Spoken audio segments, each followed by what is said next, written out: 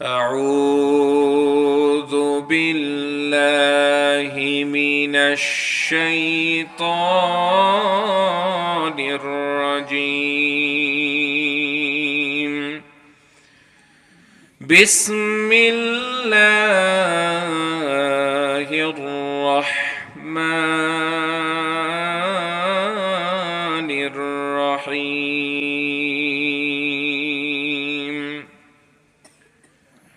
كيف تكفرون بالله وكنتم أمواتا فأحياكم ثم يميتكم ثم يحييكم ثم إليه ترجعون. إن الله وملائكته يصلون على النبي يا أيها الذين آمنوا صلوا عليه وسلموا تسليما. اللهم صل على محمد وعلى آل محمد كما صليت على إبراهيم وعلى آل إبراهيم إنك حميد مجيد. اللهم بارك على محمد وعلى آل محمد كما باركت على إبراهيم وعلى آل إبراهيم إنك حميد مجيد.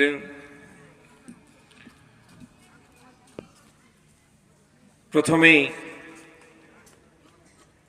শুকরিয়া জ্ঞাপন করছি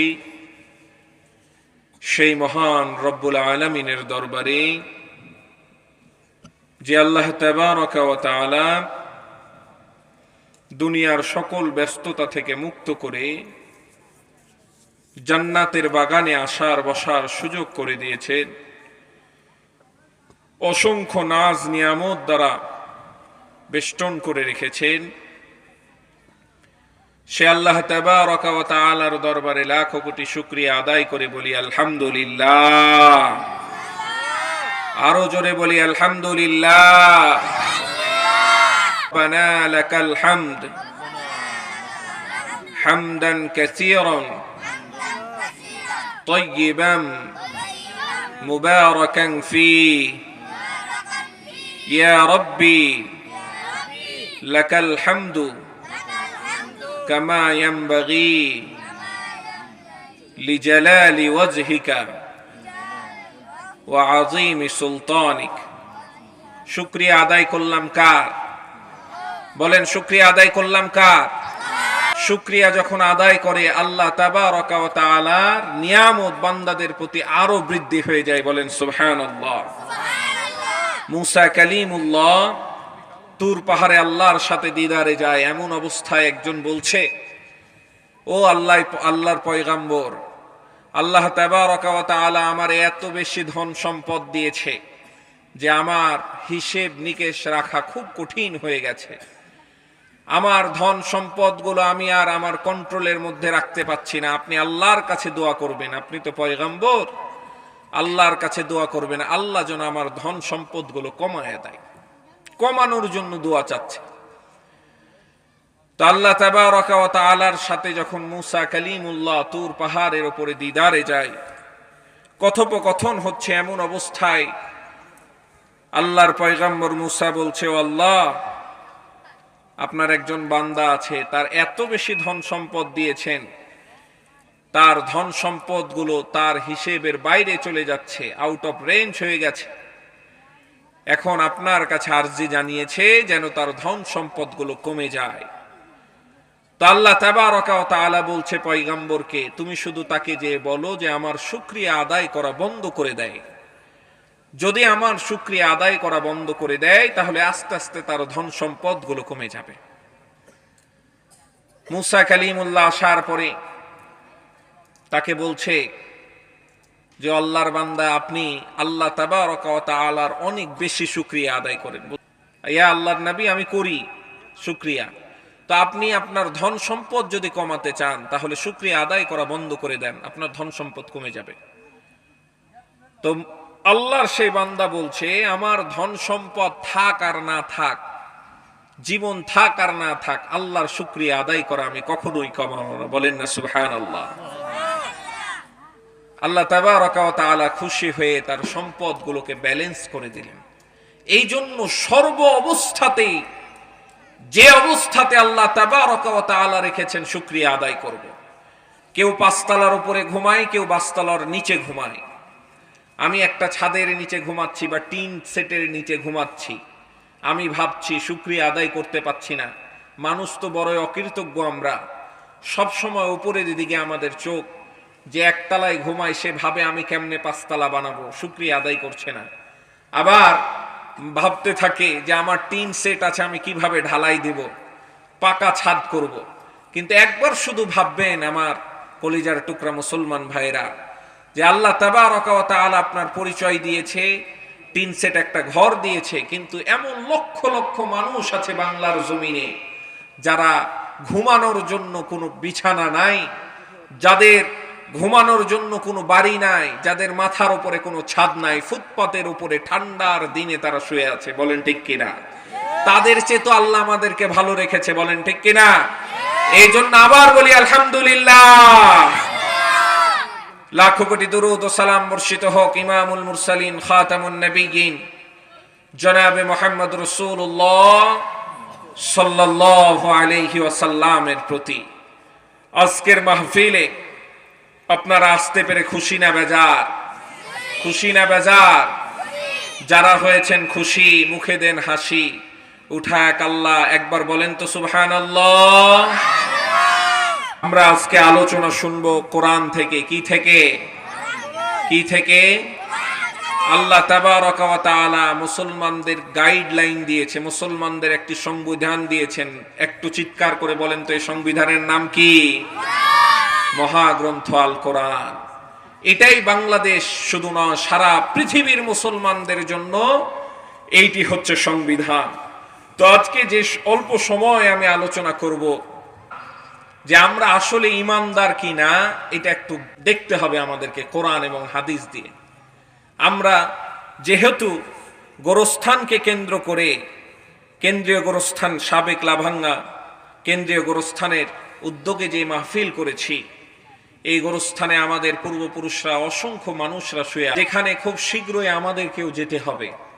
কেউ নাই, কোনো রাজা নয়, কোনো বাদশা নয়, কোনো নেতা নাই যে সে বলতে পারবে যে আমি এই জায়গায় যাব না। প্রত্যেককেই, যত বড়ই সে ধনী হোক, ওই 3.5 হাত মাটির নিচে একই কাপড়ে, যে কাপড়ে একজন ফকিরকে দাফন করা হয়েছে, ওই কাপড়েই একজন ধনীকে, একজন জমিদারকেও দাফন করা হবে। বলেন ঠিক কিনা? তো এই গোরস্থানে যাওয়ার পূর্বেই আমাদের ঈমানটা আমাদেরকে একটু দেখে নিতে হবে বাজিয়ে, যে আমরা আসলে ঈমানদারের কাতারে পড়ি কিনা। আমার ভাইরা, আল্লাহ রাব্বুল আলামিন কোরআনুল কারীমে সূরাতুল হুজুরাতের মধ্যে বর্ণনা করছেন, وَإِذْ أَخَذَ رَبُّكَ مِنْ بَنِي آدَمَ مِنْ ظُهُورِهِمْ ذُرِّيَّتَهُمْ وَأَشْهَدَهُمْ عَلَى أَنفُسِهِمْ أَلَسْتُ بِرَبِّكُمْ قَالُوا بَلَى شَهِدْنَا أَنْ تَقُولُوا يَوْمَ الْقِيَامَةِ إِنَّا كُنَّا عَنْ هَذَا غَافِلِينَ। ও আমার মুসলমান ভাইরা, পদ্মার অন্তরালে মা এবং বোনেরা, এমন একটা সময় ছিল যেই সময়ে আমাদের এই দেহটা ছিল না, শুধু রূহটা আল্লাহ তৈরি করলো। রূহটা আল্লাহ তাবারাকা ওয়া তাআলা তৈরি করলেন এবং ওয়াইদা আখাযা রাব্বুকা মিন বানি আদম মিন যুহুরিহিম, আদমের পৃষ্ঠদেশ থেকে আমাদেরকে বের করে এক জায়গায় সমাবিত করলেন আল্লাহ তাবারাকা ওয়া তাআলা। সেই দিন রূহদেরকে নিয়ে এই যে আজকে আপনারা যেমন মাহফিল করছেন এমন একটা আয়োজন করেছিলেন। পৃথিবীর জমিনে একেবারে শুরু থেকে যতগুলো মানুষ আসবে সমস্ত মানুষগুলোকে আল্লাহ রাব্বুল আলামিন একত্রিত করে সেই দিন আমাদের কাছে সাক্ষ্য নিয়েছিলেন। সেই দিন আমাদেরকে জিজ্ঞাসা করেছিলেন আলাস্তু বিরাব্বিকুম, আমি কি তোমাদের রব নই? দেখেন, আল্লাহ রাব্বুল আলামিন আমাদেরকে সৃষ্টি করলেন, আবার তিনি আমাদেরকে প্রশ্ন করছেন যে আমি কি তোমাদের রব নই? আজকের যেই আরাফার ময়দান, এই আরাফার ময়দানে যে হাজিরা বলে লাব্বাইক আল্লাহুম্মা লাব্বাইক, ইয়া আল্লাহ আমি হাজির হয়ে গেছি, ওই যে আরাফার ময়দানটাতে আল্লাহ রাব্বুল আলামিন সমস্ত রূহগুলোকে সমাবিত করে জিজ্ঞাসা করেছিলেন আলাস্তু বিরাব্বিকুম, আমি কি তোমাদের রব নই? সেই দিন আমরা সকলেই একসাথে বলেছিলাম ক্বালু বালা, হে আপনি আমাদের রব, শাহিদ না, আমরা সাক্ষ্য দিলাম। সেই দিন আমাদেরকে আমাদের সাক্ষী বানায় আল্লাহ রাব্বুল আলামিন সেই দিন আমাদের কাছে কমিটমেন্ট নিয়েছেন যে আমি বলে দে রে বান্দা, কে তোর রব? আমরা সেই দিন বলেছি আল্লাহ আমাদের রব। কে আমাদের রব? একবার বলেন তো, কে আমাদের রব? আল্লাহ আমার রব, এই রবই আমার সব। আল্লাহ আমার রব, এই রবই আমার সব। দমে দমে তনু মনে তারি অনুভব, দমে দমে তনু মনে তারি অনুভব। ঠিক কিনা? সেই দিন আল্লাহ রাব্বুল আলামিন জিজ্ঞাসা করেছিলেন আলাস্তু বিরাব্বিকুম, বান্দারে আমি কি তোদের রব নই? সেই দিন আমরা বলেছিলাম ক্বালু বালা শাহিদনা, ও আল্লাহ আপনি তো আমাদের রব, আমরা সাক্ষ্য দিয়ে দিলাম। আল্লাহ রাব্বুল আলামিন কেন এটা করলেন? পরের লাইনেই বলছেন আনতা কুলু ইয়াউমাল কিয়ামাতি ইন্না কুন্না আন হাদা গাফিলিন। আল্লাহ রাব্বুল আলামিন এইটা এই জন্য করলো, কিয়ামতের ময়দানে যেন আমরা কেউ না বলতে পারি আল্লাহ এই কিয়ামত সম্পর্কে আমরা বেখবর ছিলাম, আমরা জানতাম না যে আজকে কিয়ামত হবে, কিয়ামতে এইভাবে জিজ্ঞাসা করা হবে। এই জন্য আল্লাহ আমাদেরকে আমাদের সাক্ষী বানায় সেই দিন জিজ্ঞাসা করেছিল। তাফসীর ইবনে কাসীরের মধ্যে এসেছে, তিরমিজির বর্ণনায় আবার এসেছে হাদিসটি, আদম আলাইহিস সালামকে আল্লাহ রাব্বুল আলামিন যখন সৃষ্টি করলেন এবং তার পৃষ্ঠদেশ থেকে যখন তার সন্তানদেরকে তৈরি করলেন, সমস্ত সন্তানগুলোকে পৃথিবীতে যত মানুষ আসবে সব মানুষগুলোকে একত্রিত করলেন। একত্রিত করার পরে আদম বলছেন ইয়া আল্লাহ, এরা কারা? হযরত আদমকে আল্লাহ রাব্বুল আলামিন বলছে এগুলো হচ্ছে তোমার সন্তান, যারা পৃথিবীতে পর্যায়ক্রমে আসতে থাকবে। সকলের মাথার মধ্যে উজ্জ্বলতা দেখা যাচ্ছিল, নূর ঝলকাচ্ছিল চেহারার মধ্যে, কিন্তু এমন ভিড়ের মধ্যে একটি চেহারা একটু বেশি উজ্জ্বলতা দেখা দিচ্ছিল। আল্লাহ তাবারকা ওয়া তাআলাকে হযরত আদম ডেকে বলে ইয়া আল্লাহ, ওই চেহারাটার উজ্জ্বলতাটা বেশি, ওই ব্যক্তিটিকে বলছে বহু বছর পর তুমি পৃথিবীতে যাওয়ার বহু বছর পর একজন ব্যক্তি আসবে, তার নাম হবে দাউদ। কি নাম হবে? তার নাম হবে দাউদ। আল্লাহ রাব্বুল আলামিনকে জিজ্ঞাসা করলেন ইয়া আল্লাহ, এই দাউদের হায়াত কতটুকু হবে? আল্লাহ রাব্বুল আলামিন বললেন এই দাউদের হায়াত হবে 60 বছর। আল্লাহ তাবারকা ওয়া তাআলাকে আদম বলছে এত অল্প হায়াত, আমি আমার হায়াতের মধ্যে থেকে 40 বছর দাউদকে দান করে দিলাম।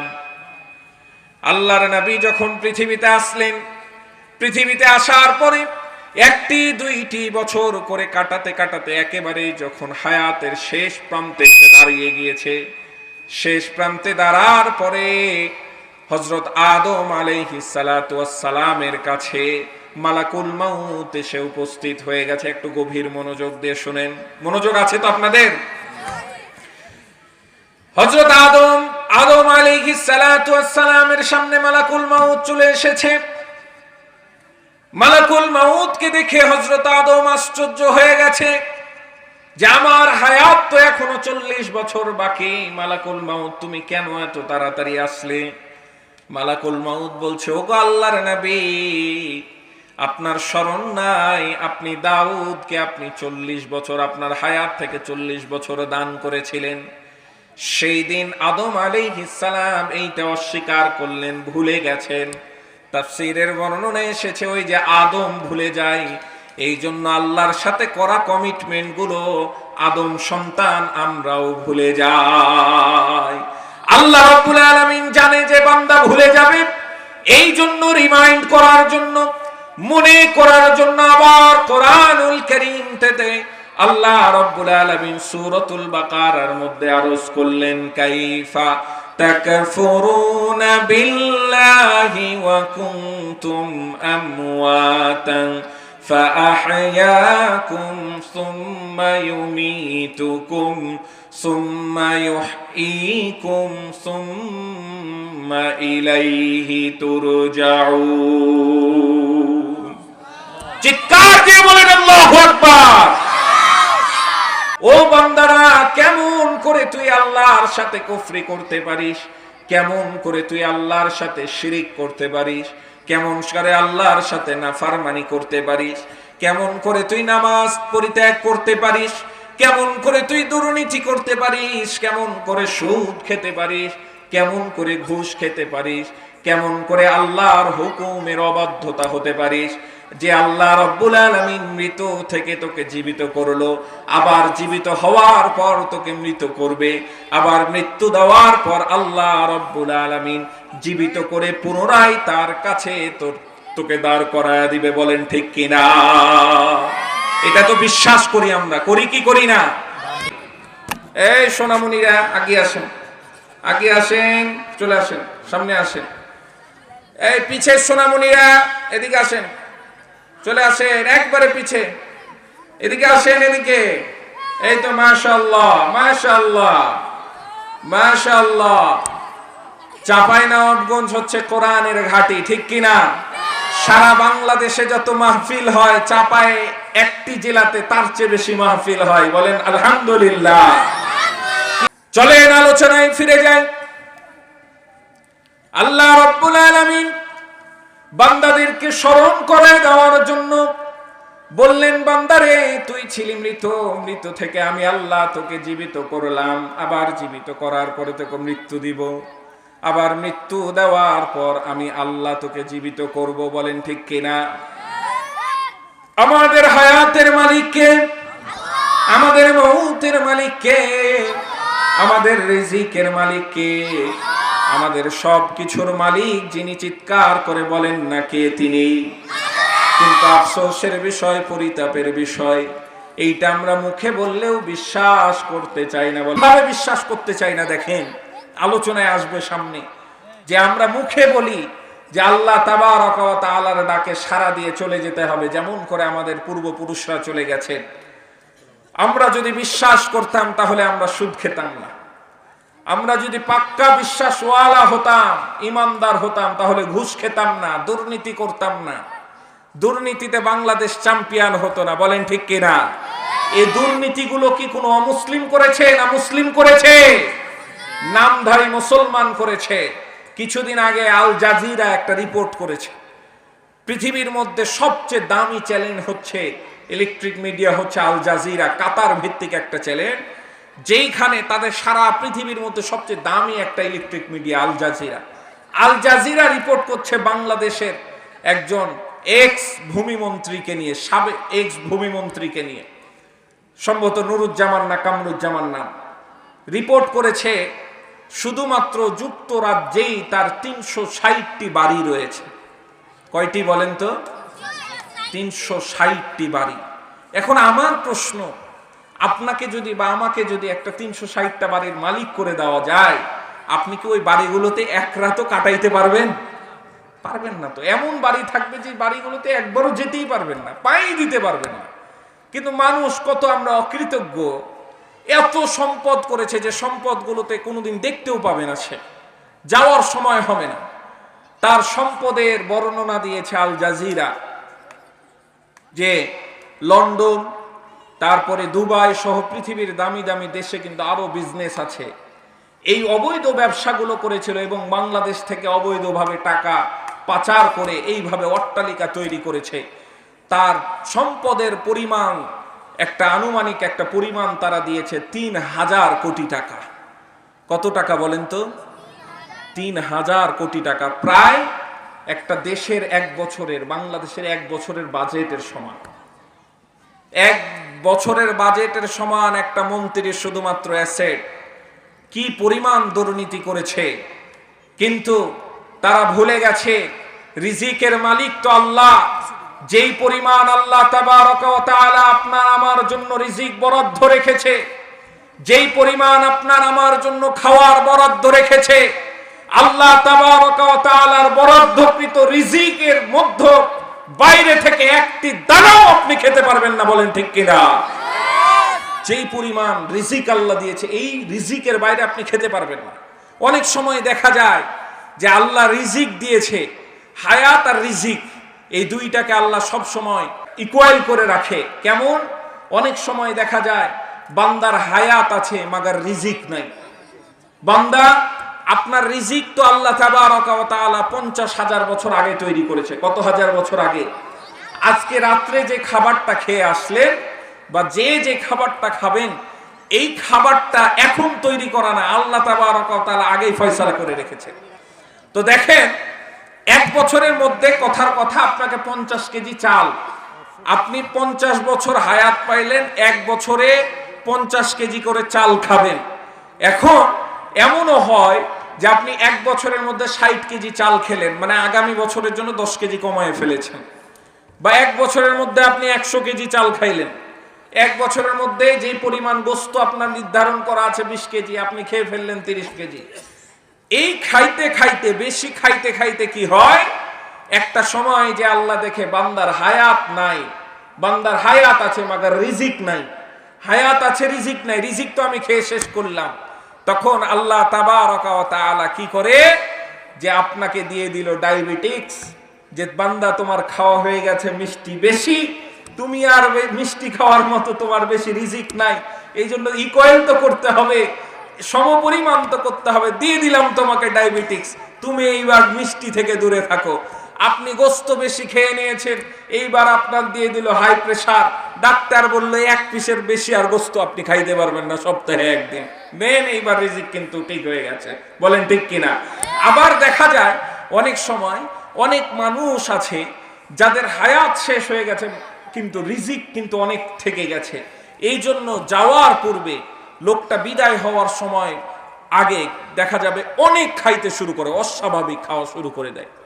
আছে না নাই? এরকম আমরা অনেক সময় দেখি না, যে মারা যাওয়ার আগে লোকটা খাওয়া দাওয়া খুব বেশি হয়ে গেছিল। তার কারণ এটাই ছিল যে তার রিজিক ছিল কিন্তু হায়াত ছিল না। আল্লাহ তাবারক ওয়া তাআলা রিজিক যতদিন থাকবে ততদিন তো আপনাকে উঠাবে না, আবার হায়াত যদি না থাকে, রিজিক থেকে যায়, ওই রিজিকটা তো আপনাকে আল্লাহ শেষ করাবে। এই জন্য আল্লাহ তাবারক ওয়া তাআলা কিন্তু বলে দিচ্ছেন যে বান্দা, খলাকাল ইনসান, আমি তোমাকে সৃষ্টি করলাম সুন্দরভাবে, শুধু সৃষ্টি করিনি, তোমার সমস্ত প্রয়োজনগুলো আমি আল্লাহ তাবারক ওয়া তাআলা মিটিয়ে দিয়েছি। বলেন না সুবহানাল্লাহ। তোমার ভাইরা, এবার আসেন মূল আলোচনার দিকে যাই। আল্লাহ রাব্বুল আলামিন দুনিয়ার জমিনে আমাদেরকে স্বল্প সময়ের জন্য প্রেরণ করলেন, প্রেরণ করার পর পরীক্ষা করার জন্য প্রেরণ করলেন। আল্লাহ তাবারক ওয়া তাআলা বলছেন, আম হাসিবতুম আন তাদখুলুল জান্নাতা ওয়ালাম্মা ইয়াতিকুম মাসালুল লাযীনা খালাউ মিন ক্বাবলিকুম মাসাতুহুমুল বা'সাউ ওয়াদ-দাররাউ ওয়াল-যুলজিলু হাত্তা ইয়াকুলার রাসূল ওয়াল্লাযীনা আমানু মা'হু মাতা নাসরুল্লাহ আলা ইন্না নাসরাল্লাহি করিব। আল্লাহ রাব্বুল আলামিন বলছেন, তোমরা কি ভেবেছো তোমাদেরকে এমনি এমনি আমি জান্নাত দিয়ে দিব? তোমরা কি ভাবলে যে তোমরা যেইভাবে চলাফেরা করছো, চলাফেরার শেষে যখন তোমাদের মৌত হবে, মৃত্যুর পরে এমনি এমনি কি তোমাদেরকে জান্নাত দিয়ে দিব? বলেন এমনি এমনি কি জান্নাত দিবে? আল্লাহ রাব্বুল আলামিন এই দুনিয়াতে পাঠাইলো আমাদেরকে পরীক্ষা করার জন্য। পরীক্ষা ছাড়া একটা বান্দা। কথাটা যখন তার চাচা শুনতে পাইলেন, আব্দুল্লাহ ছিল ইয়াতীম মানুষ, ছোট থেকে চাচার কাছে লালিত পালিত হয়ে মানুষ হয়েছে। এখন আব্দুল্লাহর কথা যখন শুনতে পেল যে আব্দুল্লাহ আমার ভাতিজা বাপ দাদার ধর্ম ছেড়ে নতুন ধর্ম গ্রহণ করেছে, মাথা কি ঠিক থাকবে? চাচার মাথা ঠিক থাকবে? এই কথা শোনার সঙ্গে সঙ্গে আব্দুল্লাহকে ডেকে পাঠালো। চাচা বলছে, ভাতিজারে, আমি শুনলাম তুই নাকি নতুন ধর্ম গ্রহণ করেছিস, মুহাম্মদের ধর্ম গ্রহণ করেছিস, বাপ দাদার ধর্মটা ছেড়ে দিয়েছিস। আব্দুল্লাহ বলছে, ও চাচা এইভাবে কেন প্রশ্ন করছেন? আপনি ডিরেক্টলি প্রশ্ন করেন, সরাসরি প্রশ্ন করেন। ও চাচা, আমি চিৎকার করে বলে দিতে চাই, লা ইলাহা ইল্লাল্লাহ, আল্লাহ ছাড়া কোনো মাবুদ নাই, এবং মুহাম্মাদুর রাসূলুল্লাহ, মুহাম্মদ রাসূলুল্লাহ সাল্লাল্লাহু আলাইহি ওয়াসাল্লামের আল্লাহর রাসূল বার্তাবাহক। আমি ধর্ম গ্রহণ করে ফেলেছি।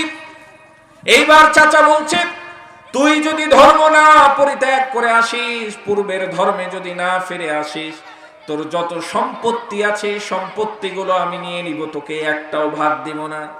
চাচা বলছে, এইটা আপনাকে বলতে হবে না, আমি অটোমেটিক আমার সমস্ত সম্পত্তির অধিকার ছেড়ে দিয়েছি। বলেন না আল্লাহু আকবার। বলেন তো আজকে যদি বলা হয়, ও আমার ভাইরা মুসলমানেরা, আপনাদের যে সম্পত্তিটা আছে দ্বীনের জন্য, ইসলামের জন্য ছেড়ে দেন, কয়জন আছেন রাজি? আছেন? তাদের ঈমান আমাদের ঈমান একটু শুধু বুঝেন। আমরা আমাদের সম্পদ ছাড়া তো দূরের কথা, 1 ফিট জায়গা নিয়ে মারামারি কাটাকাটি আর কেস আর মামলা, বছরের পর বছর কোর্টে যাওয়া আসা করতে করতে জীবন শেষ। আছে না নাই? আপনার মাটি রাস্তার মধ্যে পড়ে গেছে, ধরেন গ্রামের 10টা বাড়ি আপনার মাটির উপর দিয়ে হাঁটাহাঁটি করে। একটা সময় আপনি ঘেরে নিয়েছেন, আপনি ঘেরতে পারেন। একটা সময় আপনি ঘেরে নিয়েছেন আপনার মাটি, 10টা পরিবার ওইখান দিয়ে যাওয়া আসা করতো, তারা বদ্ধ হয়ে গেল। এখন আমার ভাইয়েরা যারা এই অল্প মাটি নিয়ে মারামারি করেন, কাটাকাটি করেন, একটু শুধু শুনেন আমার কথাটা, যে আল্লাহ রাসূল সাল্লাল্লাহু আলাইহি ওয়াসাল্লামের সাহাবীরা তো নিজের সব ধন সম্পত্তি ইসলামের জন্য ত্যাগ করে দিয়েছে। আমি কি একটু মাটি ত্যাগ করতে পারবো না? অনেক সময় দেখা যায় আমরা মনে করি হয়তো মসজিদে দান করলেই দান হয়, মাদ্রাসায় দান করলেই বোধহয় দান হয়, ইয়াতিমখানায় দান করলেও দান হয়। দান হচ্ছে সেটাই যেটা মানুষের কাজে আসে, মানুষের মঙ্গলে আসে। আপনি একটা গাছ লাগাবেন, এই গাছটা হচ্ছে সাদকা জারিয়া, যতদিন এই গাছ থাকবে পৃথিবীতে ততদিন সওয়াব পেতে থাকবেন। ঠিক তেমন ভাবে সাদকা জারিয়া হচ্ছে ওই যে 1 ফিট রাস্তাটা, পিছনের 10টা পরিবার যে হাঁটাহাঁটি করে, এই রাস্তাটা যদি আল্লাহর রাস্তা, আল্লাহর ওয়াস্তে যদি আপনি ওয়াকফ করে ছেড়ে দেন, আল্লাহর রাস্তায় যদি ছেড়ে দেন যে আমার ভাইরা পিছনের হাঁটাহাঁটি করবে, যতদিন ওই রাস্তা থাকবে ততদিন আপনি সওয়াব পেতে থাকবে। বলেন না সুবহানাল্লাহ। এই জন্য অল্প মাটি, এই মাটি নিয়ে আমরা কোনো মারামারি করব না, কাটাকাটি করব না। ভোলাহাটের একেবারে বর্ডারে গিয়েছিলাম একদিন। ভোলাহাটের বর্ডারে যে ওইখানে বিশাল বড় একটা বাগান আছে, বাগানে একটা চৌধুরীর কবর আছে, দেখেছেন অনেকে হয়তোবা। বাগানের মধ্যে চৌধুরীর একটা কবর আছে, জমিদার, আর একটা সুন্দর মসজিদ আছে। ওই সময় একেবারে নির্জন, চারিদিকে একটা মসজিদ আছে, মসজিদের লাগা কবর। তা আমি ওইটা দেখতে দেখতে ভাবছি, আহারে, এই দুনিয়ায় কত জায়গা জমিন নিয়ে আমরা মারামারি করি, কাটাকাটি করি। এই জায়গা জমি নিয়ে ভাই ভাইয়ের সাথে চলাচল করে না, ভাই বোনের মুখ দেখে না, বোন ভাইয়ের মুখ দেখে না, এই জায়গা জমিন নিয়ে। এই যে আজকে এত বড় জমিদার, যার এত বড় বাগান আছে, এত বড় বাগান থাকার পরেও তার নসিবে মাত্র 3.5 হাত মাটির চেয়ে বেশি আর জুটলো না। বলেন ঠিক কিনা? পড়ে আছে এইভাবে। ঠিক আমরা ওইভাবেই যাব, ঠিক আমরা ওইভাবেই যাব। এই জন্য মাটি নিয়ে, জায়গা জমিন নিয়ে ভাই ভাইয়ের সাথে বিরোধ করা যাবে না। ভাই ভাইয়ের সাথে সম্পর্ক নষ্ট করা যাবে না। তা আমার ভাইরা, এই জন্য অল্প যে জায়গা, এই জায়গা দান করে দেন, কোনো সমস্যা নাই। রাস্তা কারো জন্য, কারো রাস্তা বন্ধ করবেন না, আল্লাহর রাস্তায় ছেড়ে দিবেন। যেইখানে ছিলাম হযরত আব্দুল্লাহ, তার সমস্ত সম্পত্তিগুলো তার চাচা নিয়ে নিল। নিয়ে নেওয়ার পরেও চাচার কিন্তু রাগ মিটে না। চাচা বলছে, এইবার তোর পরনের জামাটা খুলে দে আমাকে। পরনের জামাটা খুলে নিল। এইবার বলছে, নিচের কাপড়টাও খুলে নে, যে সালোয়ারটা পরে আছি সেটাও খুলে নে। রাগ, এত বেশি রাগ হয়েছে যে হযরত আব্দুল্লাহর পরনের জামা সহ নিচের সমস্ত পায়জামা খুলে তাকে উলঙ্গ করে রাস্তায় ছেড়ে দিল। বলেন তো আমার প্রশ্ন, আব্দুল্লাহ কি চুরি করেছিল? আব্দুল্লাহ কি ডাকাতি করেছিল? আব্দুল্লাহ কি জিনা করেছিল? আব্দুল্লাহ কি ব্যভিচার করেছিল? আব্দুল্লাহ কি কারো হক নষ্ট করেছিল? হযরত আব্দুল্লাহর একটাই অপরাধ ছিল, যে আল্লাহকে আল্লাহ বলে স্বীকার করা। বলেন ঠিক কিনা? এইবার হযরত আব্দুল্লাহ যখন উলঙ্গ হয়ে গেছে, দৌড়া মায়ের কাছে গেছে। মাকে বলছে, মা তুমি আমার দিকে তাকায়ও না, আমি উলঙ্গ অবস্থায় আছি, তুমি মুখটা ফেরায় নাও, অল্প পরিমাণ আমাকে কাপড় দাও, আমি 17টা ঢাকবো, আমার ইজ্জত ঢাকবো। আমি চাই না উলঙ্গ অবস্থায় আমি আমার নবীর দরবারে যাই। হযরত আব্দুল্লাহ তার মায়ের পরনের কাপড় নিয়ে করনের কাপড়টা শরীরে পেঁচায়া আর থামতে না পেরে মুহাম্মদুর রাসূলুল্লাহ সাল্লাল্লাহু আলাইহি ওয়াসাল্লামের দরবারে চলে যায়। আল্লাহর রাসূল যখন দেখছে আব্দুল্লাহ খালি গায়ে, পরনে জামা নাই, আব্দুল্লাহকে ডাকছে, আব্দুল্লাহ এদিকে আয়। আব্দুল্লাহকে বলছে, আব্দুল্লাহ রে কি হলো তোর, কেন এমন অবস্থা হলো?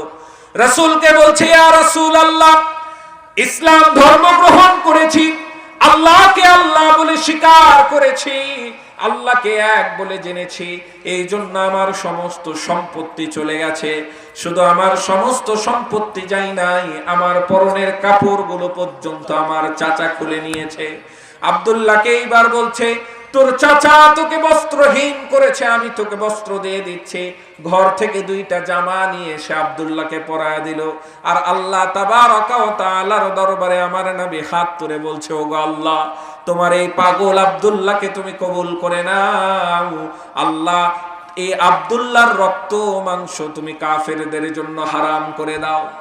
এই দোয়া শোনার সঙ্গে সঙ্গে আব্দুল্লাহ বলে, ইয়া রাসূলুল্লাহ, ইয়া হাবিবাল্লাহ, এইটা কি দোয়া আপনি করলেন? এমন তো প্রত্যাশা আমার ছিল না। আমার প্রত্যাশা হচ্ছে কোনো একটা যুদ্ধে আপনি ডাক দিবেন, আপনার কাঁধে কাঁধ মিলায়া জিহাদ করে আল্লাহর রাস্তায় শহীদ হয়ে যাব, আল্লাহ তাবারাকা ওয়া তাআলার জন্য নিজের জীবনটাকে কুরবান করে দিব। বলেন না সুবহানাল্লাহ। ঈমানদার কেমন দেখেন, নিজের জান দিয়ে দিল, মাল দিয়ে দিল, কিন্তু আল্লাহকে আল্লাহ বলা স্বীকার করা ছাড়লো না।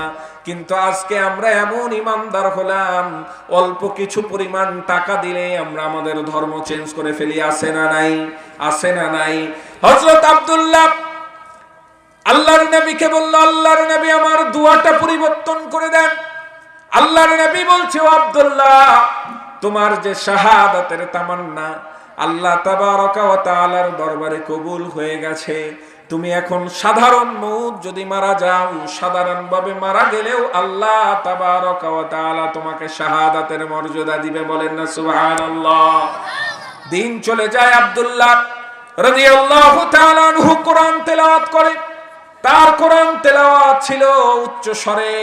সাহাবা আজমাইনরা আল্লাহর নবীকে বলে, ইয়া রাসূলুল্লাহ, আব্দুল্লাহ যখন কোরআন তেলাওয়াত করে আমাদের খুবই ডিস্টার্ব হয়, খুব বিরক্ত হয়, তাকে একটু আপনি পরামর্শ দেন যেন সে আস্তে আস্তে কোরআনুল কারীম তেলাওয়াত করে। আমার ভাইরা, আল্লাহর নবী বলছে, ও আমার সাহাবীরা, তোমরা তাকে বাধা দিও না। এই আব্দুল্লাহ ইসলামের জন্য অনেক কিছু ত্যাগ করে এসেছে, তোমরা তাকে বাধা দিও না, যত জোরে ইচ্ছা সে কোরআনুল কারীম তেলাওয়াত করুক। আমার ভাইরা, আল্লাহর নবীর সাথে সে অসংখ্য যুদ্ধে অংশগ্রহণ করলো। কোন এক যুদ্ধে থেকে আসার পরে অসুস্থ হয়ে গেল। অসুস্থ হওয়ার পর হঠাৎ দুনিয়া থেকে চলে গেল। দুনিয়া থেকে যাওয়ার পরে এইবার নবীর কানে খবর আসলো, নবীকে বলছে, আপনার প্রিয় আব্দুল্লাহ দুনিয়ার জমিনে নাই। আল্লাহর নবী এইবার দৌড়ায় দৌড়ায় আব্দুল্লাহর বাড়ির দিকে যায়। সাহাবাত মাইনদেরকে বলে, ও আমার সাহাবীরা, তোমরা যাও যাও, দ্রুত যাও, আব্দুল্লাহকে কাফনের ব্যবস্থা, ধোয়ার ব্যবস্থা করো। এইবার যখন জানাজার সময় হলো, জানাজার সময় আল্লাহর নবী সাহাবীদেরকে বলছে, আমার সাহাবীরা, আজকে আব্দুল্লাহর জানাজা আমি কাউকে পড়াতে দিব না, আমি আব্দুল্লাহর জানাজা স্বয়ং রাসূল নিজেই ইমামতি করব। বলেন না সুবহানাল্লাহ। দেখেন কেমন জীবন করলো গঠন, মরণে হাসিবে তুমি, কাঁদিবে ভুবন। এইভাবে জীবন গড়তে হবে, ইমানদার হতে হবে। এইবার যখন আল্লাহর নবী জানাজা আদায় করলো, জানাজা আদায় করার পর যখন তাকে মাটিতে শায়িত করবে, মাটিতে শোয়া দিবে, কবরস্থ যখন করার সময় সাহাবীরা নামতে যাচ্ছে, সাহাবীদেরকে বাধা দিয়ে দিল, সাহাবীরা দাঁড়ায় যাও, আমি আব্দুল্লাহর কবরে আমি স্বয়ং নিজে নামবো। বলেন না আল্লাহু আকবার। ডান দিকে হযরত আবু বকর রাদিয়াল্লাহু তাআলা আনহুকে বলল, ও আবু বকর চলে আসো। বাম দিকে হযরত ওমর ফারুক সিদ্দিক রাদিয়াল্লাহু তাআলা আনহুকে ডাকলো, তুমি চলে আসো। তিনজন মিলে হযরত আব্দুল্লাহকে কবরের মাঝে নামায়া দিল। কবরের মাঝে নামায়া আল্লাহর কাছে দোয়া চাইলো, আল্লাহ তোমার আব্দুল্লাহ শাহাদাতের তামান্না নিয়ে সারা জীবন কাটা দিল, আল্লাহ গো তুমি আমার এই আব্দুল্লাহকে শাহাদাতের মওত দিয়ে দাও। বলেন না সুবহানাল্লাহ। এইভাবে ঈমান আমাদেরকে আনতে হবে। কিন্তু আজকে এমন ইমানদার হলাম, ইমানদার হয়ে আমরা চুরি করছি, নিজকে ইমানদার বলে দাবি করলাম, ঘুষ খাচ্ছি, নিজকে ইমানদার বলে আমরা সুদ খাচ্ছি, নিজকে ইমানদার বলে দাবি করে মানুষের প্রতি জুলুম করছি, নিজকে ইমানদার বলে দাবি করলাম পড়শিদেরকে কষ্ট দিচ্ছি, নিজকে ইমানদার বলে দাবি করে ভাই বোনের হক গুলো বুঝায়া দিচ্ছি না, হক মেরে খেয়ে নিচ্ছি, নিজকে ইমানদার বলে দাবি করে নামাজ ত্যাগ করে দিই, অথচ আল্লাহর নবী সবচেয়ে বেশি গুরুত্ব দিয়েছে নামাজের জন্য। বলেন ঠিক কিনা? আল্লাহ রাব্বুল আলামিন কোরআনুল কারীমে বললেন, লাইসাল বিররা আন তুওয়াল্লু উজুহাকুম কিবালাল মাশরিকি ওয়াল মাগরিব ওয়ালাকিন্নাল বিররা মান আমানা বিল্লাহ ওয়াল ইয়াউমিল আখির ওয়াল মালাইকাতি ওয়াল কিতাবি ওয়ান নাবিয়্যিন وآتى المال على حبه ذوي القربى واليتامى والمساكين وابن السبيل والسائلين وفي الرقاب وأقام الصلاة وآتى الزكاة والموفون بعهدهم إذا عاهدوا والصابرين في البأساء والضراء وحين البأس أولئك الذين صدقوا وأولئك هم المتقون। না, এই আল্লাহু আকবারে কাজ হবে না, এই আল্লাহু আকবারে মন ভরবে না। আরো জোরে বলেন আল্লাহু আকবার। আমার ভাইরা, আল্লাহ রাব্বুল আলামিন বললেন, লাইসাল বিররা আন তুওয়াল্লু উজুহাকুম কিবালাল মাশরিকি ওয়াল মাগরিব, তোমরা যে পূর্ব এবং পশ্চিম দিকে মুখ ফিরা ইবাদত বন্দেগী করো, তোমরা যে পূর্ব এবং পশ্চিম দিকে মুখ ফিরা ইবাদত বন্দেগী করো। আমরা কোন দিকে? আমাদের কিবলা কোন দিকে? কোন দিকে? পশ্চিম দিকে কিবলা। কিন্তু সবার কিবলা কি পশ্চিম দিকে? পশ্চিম না। পৃথিবীর কিবলাটা যেহেতু মাঝ স্থানে, কারো আছে পশ্চিম দিকে, কারো আছে পূর্ব, কারো উত্তর, কারো দক্ষিণ দিকে। আল্লাহ রাব্বুল আলামিন বলছেন, তোমরা যে পূর্ব এবং পশ্চিম দিকে মুখ ফিরা নামাজ পড়ো বা ইবাদত বন্দেগী করো, এই ইবাদত বন্দেগীর মধ্যে পুণ্য নেই, নেকি নেই, সওয়াব নাই। কেমন কথা হয়ে গেল? আমরা তো নামাজ পড়তে যাই কাকে সন্তুষ্ট করার জন্য? কাকে সন্তুষ্ট করার জন্য? এখন আল্লাহ রাব্বুল আলামিন তো বললেন, না না, এই তোমরা পূর্ব পশ্চিম দিকে যে ইবাদত করছো এতে কোনো পুণ্য নেই। তারপরে অংশে আল্লাহ বললেন, পুণ্য তাদের জন্য, ওয়ালাকিন্নাল বিররা মান আমানা বিল্লাহ, যারা ঈমান এনেছে কার উপরে? যারা ঈমান এনেছে কার উপরে? বলেন আমরা কি আল্লাহর প্রতি ঈমান এনেছি? লা ইলাহা ইল্লাল্লাহ, একবার বলেন তো লা ইলাহা ইল্লাল্লাহ, আবার বলেন লা ইলাহা ইল্লাল্লাহ। মুহাম্মাদুর রাসূলুল্লাহ। এই যে লা ইলাহা ইল্লাল্লাহ, আল্লাহ ছাড়া কোনো ইলাহ নাই, কোনো মাবুদ নাই, কোনো উপাস্য নাই, আল্লাহ ছাড়া কোনো হায়াতের মালিক নাই, রিজিকের মালিক নাই, এটা তো আমরা বিশ্বাস করি। করি কি করি না? যদি আমরা বিশ্বাস করি তাহলে আমরা ঈমানদার। তাহলে কি আমরা? আর ঈমানদার বলেই তো আমরা এই যে দেখেন আরামের ঘুম হারাম করে চলে এসেছেন, ঠিক কি না? এইবার দেখেন ঈমান আনা মানে কি এটা বুঝতে হবে। ঈমান মানে হচ্ছে আত্মসমর্পণ করে দেওয়া। ঈমান অর্থ হচ্ছে আল্লাহকে সঁপে দেওয়া। যখন থেকে আপনি ঈমানদার হয়েছেন রে বান্দা, তখন থেকে আপনার ব্যক্তিগত জীবন, সামাজিক জীবন, রাষ্ট্রীয় জীবন, আন্তর্জাতিক জীবনে একজনের হুকুম চলবে। বলেন না তিনি কে? আর কারো হুকুম চলবে? আর কারো হুকুম চলবে?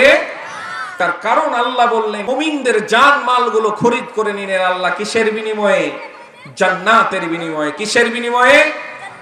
অর্থাৎ এইবার আল্লাহ তাবারাকা ওয়া তাআলার প্রতি যখন আপনি ঈমান এনেছেন, আপনার আর ব্যক্তিগত কোনো মত চলবে না। আপনি সংসার চালাবেন কি দেখে বলেন তো? ব্যবসা বাণিজ্য করবেন কি দেখে? চাকুরি করবেন কি দেখে? আপনি রাজনীতি করবেন কি দেখে? দেশ চালাবেন কি দেখে? সব কিছু চলবে কি দেখে? এখন এই মহাগ্রন্থে আল কোরআনে সবকিছু আছে না নাই?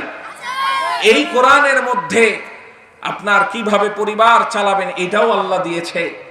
কিভাবে নারীদের অধিকার আপনারা রক্ষা করবেন এটাও আল্লাহ দিয়েছে। পুরুষের অধিকার কিভাবে আল্লাহ তাবারক ওয়া তাআলা রক্ষা করেছে এটাও দিয়েছে। আবার এই কোরআনের মধ্যে রাষ্ট্র কিভাবে পরিচালনা করবেন এটাও আল্লাহ দিয়েছে। বলেন ঠিক কিনা? ঠিক কিনা? আবার দেখা যায় অনেক সময় বেয়াদবি নিবেন না, কেউ মনে আঘাত নিবেন না, কাউকে দুঃখ দেওয়ার জন্য আমি এই কথাগুলো বলছি না। আল্লাহ রাসূলের জামানা থেকে নিয়ে আজ পর্যন্ত আল্লাহ রাসূল যখন মেম্বারে বসে খুতবা দিতেন, আল্লাহ রাসূল যখন উম্মার উদ্দেশ্যে আলোচনা করতেন, ওই আলোচনা শুনে দুইটা দলে বিভক্ত হয়ে যেত, দুইটা গ্রুপ হতো। একটা গ্রুপ মনে করত যে আল্লাহ তোমার নবী তো আমাদেরকে জাহান্নাম থেকে বাঁচানোর জন্যই আমাদেরকে কথাগুলো বলছে। নবীর প্রেমে তারা আরো পাগল হয়ে যেত। আর আরেকটা গ্রুপ হতো যারা উতবা, সাইবা, আবু জেহেল, মুগিরা, এদের মতো নাস্তিকরা, এদের মতো মুরতাদরা, মুশরিকরা একটা গ্রুপ হতো যারা আল্লাহর রাসূলের কথাগুলো মানত না। আজও দেখবেন ইমাম সাহেবরা যখন মেম্বারে বসে মুসল্লিদের উদ্দেশ্যে ভাষণ দেয়, মুসল্লিদেরকে যখন বুঝায়, ইমাম সাহেব মুসল্লিদের খারাপ চায় না। ইমাম সাহেব চায় যে মুসল্লিরা জাহান্নামী যেন না হয়, ইমাম সাহেব চায় যে আমার মুসল্লিরা যেন জান্নাতি হয়। এই কথাগুলো এক গ্রুপ বুঝতে পারে যে আহারে আমি তো নামাজ পড়ি না, আমার ইমাম তো নামাজের কথা বলল, আমার ইমাম তো রোজার কথা বলছে, আমি যদি নামাজ না পড়ি আমি তো জাহান্নামী হয়ে যাব, আমি তো রোজা যদি না করি জাহান্নামী হয়ে যাব। আহারে ইমাম সাহেব তো আমার ভালোর জন্য এই কথাগুলো বলছে। আর আরেকটা গ্রুপ আছে তারা এই কথাগুলো বুঝতে পারে না, তাদের অন্তরটাতে আল্লাহ মোহর মেরে দিয়েছে, তাদের কাছে কোরআনের কথাগুলো তুচ্ছ মনে হয়। তখন তারা বলে আহারে আমাদের ইমাম বেশি পাকনামু করতে শুরু করেছে, আমাদের ইমাম তো মসজিদে রাজনীতি করতে শুরু করেছে। বলেন ঠিক কিনা? আছে না নাই বলেন? তো এই কোরআনের মধ্যে ভাই রাজনীতি আছে না নাই? আছে না নাই? এখন অনেকেই বলে হুজুর রাজনীতির আলোচনা করি না। আরে ভাই পুরো কোরআনটাই তো রাজনীতি, তো কোনটা ছাড়বো আর কোনটা বলবো? পুরো কোরআনটা রাজনীতির উপরে আছে। সব কিছু কিভাবে রাষ্ট্র পরিচালনা করবেন, কিভাবে সংসদ গঠন করবেন, কিভাবে নির্বাচন করবেন, কিভাবে বিরোধী দল করবেন, কিভাবে সমাবেশ করবেন, কিভাবে মহা সমাবেশ করবেন, সব কিছু আল্লাহ রাব্বুল আলামিন কোরআনের মধ্যে দিয়েছে। কিন্তু আমরা কপাল পুরা মুসলমান, একেবারে জীবনের শেষ প্রান্তে চলে এসেছি। আমরা ম্যাট্রিক দিলাম, এসএসসি পড়লাম, এইচএসসি পড়লাম, অনার্স কমপ্লিট করলাম, বিসিএস করলাম, ডাক্তার হলাম, ইঞ্জিনিয়ার হলাম, আমরা এত এত পড়া পড়ে নিলাম, কিন্তু হতভাগা মুসলমান আল্লাহ যে কালামের মধ্যে কি রেখেছে, আল্লাহর এই কালামে আল্লাহ কি মেসেজ আমাদেরকে যে দিল, এই পড়াটা আমাদের পড়ার আর সময় হয়। তাহলে বুঝবো কিভাবে যে রাজনীতি আছে না নাই? সারা জীবন হুজুরের কথা শুনলাম, আসলে হুজুর যে কথাগুলো বলছে দেখি একবার মিলা কোরআনের মধ্যে আছে না নাই? আল্লাহ তাবারাকা ওয়া তাআলা বলছে ইউরিদুনা ইউতফিউ লিনুরিল্লাহি বিআফওয়াহিহিম ওয়া ইয়াবাল্লাহু ইল্লা ইউতিম্মা নূরাহু ওয়ালাউ কারিহাল কাফিরুন। আল্লাহর এই কালামের নূর, আল্লাহর এই কালামের আলো প্রত্যেকটা ঘরে ঘরে আল্লাহ প্রত্যেকটা জায়গায় পৌঁছায়া দিবে। কোরআনের রাজ আল্লাহ কায়েম করে দিবে। এতে কারো অপছন্দ হলেও আল্লাহ তাবারাকা ওয়া তাআলা কায়েম করায়া দিবে। বলেন ঠিক কিনা? আজকে যারা বলছি যে বাংলার জমিনে ইসলাম চলবে না, বাংলার জমিনে কোরআন চলবে না, বাংলার জমিনে রাসূলের আদর্শ চলবে না, আমরা তো অমুক নেতার আদর্শ ফলো করি, আমরা তো অমুক নেতার আদর্শ ফলো করি, আমি বলে দিতে চাই টুডে টুমরো এই বাংলার জমিনে পপ করে কালেমার পতাকা উড়বে ইনশাআল্লাহ। আমরা কে কে চাই যে বাংলার জমিনে ইসলাম কায়েম করি? আল্লাহর কাছে দুহাত তুলে দেখায় দিই, লিল্লাহি তাকবীর, লিল্লাহি তাকবীর, লিল্লাহি তাকবীর। হাত নামান। আমার প্রিয় ভাইরা, যারা চাই না যে আমরা বাংলার জমিনে ইসলাম কায়েম হোক, কেন চাই না জানেন? বাংলার জমিনে ইসলাম কায়েম হলে আর টেন্ডারবাজরা থাকবে না, বাংলার জমিনে ইসলাম কায়েম হলে আর দুর্নীতি থাকবে না, ঘুষ থাকবে না, সুদ থাকবে না। বাংলার জমিনে যদি ইসলাম কায়েম হয়ে যায় আর চাঁদাবাজি থাকবে না। আল্লাহ বলে দিলেন ওয়াসসারিকু ওয়াসসারিকাতু ফাকতাউ আইদিয়াহুমা। যে চোর অথবা চোরনি, চোর পুরুষ হোক আর মহিলা হোক, চোর চুরি করেছে তার হাতটা কেটে নাও। এইবার বলেন যে বিদেশে যারা বেগম পাড়া তৈরি করেছে তাদেরকে যদি বাংলার জনগণের সামনে প্রকাশ্যে তাদের হাতগুলো কেটে নিত, তাহলে বলেন আগামী দিনে যারা ক্ষমতায় আসবে এই বিদেশে টাকা পাচার করার আর সাহস পেত? সাহস পেত? সাহস পেত? আমরা তো শুধু সাইকেল চোর নিয়ে ব্যস্ত। সাইকেল চোর পাইলে একেবারে মায়ের শুরু করলাম, মারতে মারতে ঘায়েল করে দিলাম মদ্দে মুজাহিদের মতো। কিন্তু সাইকেল চোরকে মেরে হবে না। আমার ভাইরা, যারা অর্থ পাচার করে দেশকে দেউলিয়া করে দিয়েছে তাদেরকে গণধোলাই দিতে হবে। বলেন ঠিক কিনা? আল্লাহ তাবারাকা ওয়া তাআলা এই বাংলার জমিনটাকে ইসলামের জন্য কবুল করুক। সকলে বলে আমিন। তো আল্লাহ রাব্বুল আলামিন বললেন লাইসাল বিররা আন তুআল্লু ওয়াজহাকুম কিবলাল মাশরিকি ওয়াল মাগরিব। পূর্ব এবং পশ্চিম দিকে তোমরা যে মুখ ফিরায় ইবাদত করে এর মধ্যে কোনো পুণ্য নেই, কিন্তু নেকি আছে কাদের জন্য? ওয়ালাকিন্নাল বিররা মান আমানা বিল্লাহ, যারা ঈমান এনেছে কার উপরে? ওয়াল ইয়াউমিল আখিরি ওয়াল মালাইকাতি ওয়াল কিতাবি ওয়ান নাবিয়্যিন। ঈমান এনেছে আখিরাতের প্রতি, ঈমান এনেছে কিতাবের প্রতি, ঈমান এনেছে মালাইকা ফেরেশতাগণের প্রতি, ঈমান এনেছে পয়গম্বরদের প্রতি। শুধু তাই নয়, আল্লাহ রাব্বুল আলামিন মুত্তাকিদের সমস্ত বৈশিষ্ট্যগুলো আয়াতের মধ্যে রেখে দিয়েছে। অভাবে দুঃখে যখন যে অবস্থায় থাকে তারা আল্লাহর প্রতি ধৈর্য ধারণ করে থাকে। আল্লাহ বলছে উলাইকা হুমুল মুত্তাকুন, এরাই তো হচ্ছে মুত্তাকি। বলেন না সুবহানাল্লাহ। এই আয়াতে কারিমার শানে জুলালের দিকে যদি একটু লক্ষ্য করি, এই আয়াতে কারিমা নাযিল হয় তখন ইহুদি এবং খ্রিস্টানরা তাদের কিবলা নিয়ে বড়াই করত। যখন ইহুদি খ্রিস্টানরা, ইহুদিরা পশ্চিম দিকে মুখ ফিরায় ইবাদত করে আর খ্রিস্টানরা পূর্ব দিকে মুখ ফিরায় ইবাদত করে, তারা স্ব ধর্মের কিবলা নিয়ে খুব বড়ত্ব করে। আল্লাহ তাবারাকা ওয়া তাআলা আয়াতে কারিমা নাযিল করে বুঝায়া দিল, বান্দারে কিবলার মধ্যে বরত্ব নাই, কিবলার মধ্যে কোনো ক্ষমতা নাই। আল্লাহ রাব্বুল আলামিন কিবলা দেখবেন না, আল্লাহ রাব্বুল আলামিন দেখবে তোমার অন্তর। বলেন ঠিক কিনা? এই জন্য আল্লাহ বললেন লাই ইয়ানালাল্লাহু লুহুমুহা ওয়ালা দিমাউহা ওয়ালাকিন ইয়ানালুহু তাকওয়া মিনকুম। আল্লাহ রাব্বুল আলামিন বলছে, বান্দারে তোমার কুরবানিকৃত পশু রক্ত গোশত চামড়া আমি কিছু আমার কাছে পৌঁছাই না। ওয়ালাকিন ইয়ানালুহু তাকওয়া মিনকুম, আমি আল্লাহর কাছে যেইটা পৌঁছাই সেটা হচ্ছে তোমার অন্তর। বলেন না সুবহানাল্লাহ। কে কত বড় জুব্বা পরেছে, কে কত বড় টুপি পরেছে, কে পাগড়ি পরে আছে আর কে খালি মাথায় আছে, এইটা আল্লাহ দেখবেন না, আল্লাহ দেখবে অন্তর।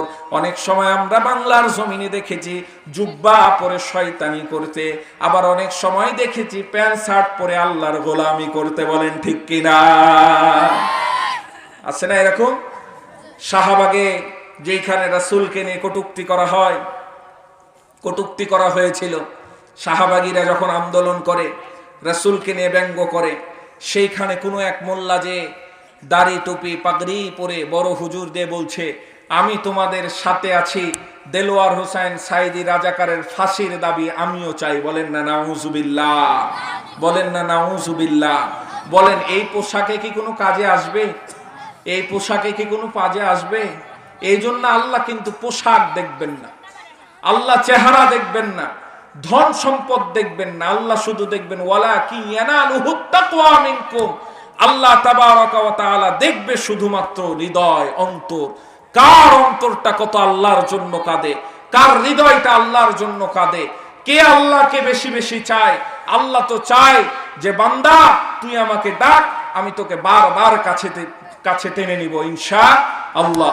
আল্লাহ তো চায় যে বান্দা তুই আমাকে ডাক, আমি যদি আল্লাহর দিকে হেঁটে হেঁটে যাই, আল্লাহ তাবারাকা ওয়া তাআলা আমার দিকে দৌড়ায় দৌড়ায় আসবে। এই জন্য সর্বদাই আল্লাহর কাছে দোয়া করতে হবে, চাইতে হবে, আল্লাহ তোমার গোলামি জিন্দেগি আমাকে দান করো, তোমার গোলামি জিন্দেগি আমাকে দান করো। আল্লাহর কাছে দোয়া চাইতে থাকতে হবে। তোমাকে ডাকি যদি একবার আল্লাহ, আমাকে কাছে টানো বারবার। তোমাকে ডাকি যদি একবার আল্লাহ, আমাকে কাছে টানো বারবার।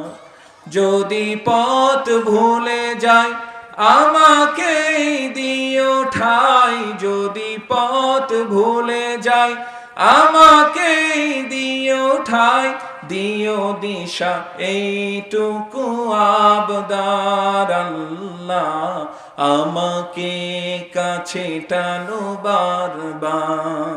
বলেন একসাথে, তোমাকে ডাকি যদি একবার আল্লাহ, আমাকে কাছে টানো বারবার। দুনিয়ার বুকে আমি এক মুসাফির, বুনে যাই প্রতিদিন গুনাহের জাল। স্বপ্নের দল বেঁধে রাতে করে ভিড়, আসবে কি কাঙ্ক্ষিত সোনালি সকাল। হয়ে গেলে পেরেশান ও আমার রহমান, হয়ে গেলে পেরেশান ও আমার রহমান।